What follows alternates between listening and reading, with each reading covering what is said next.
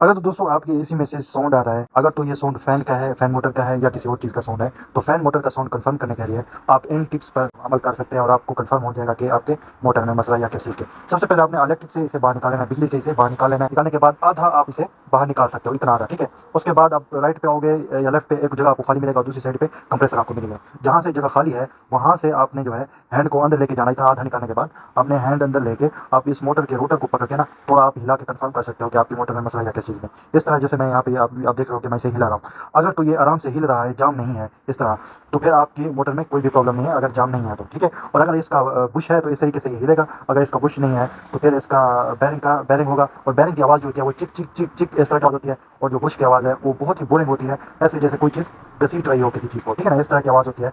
अगर तो ये इस तरीके से आराम आराम से हिलेंगे बुश, तो ये बुश में कोई मसला नहीं है। अगर तो ये थोड़ा सा जाम है तो फिर आपके बुश में मसला है और इसी से साउंड आ रहा है, ठीक है।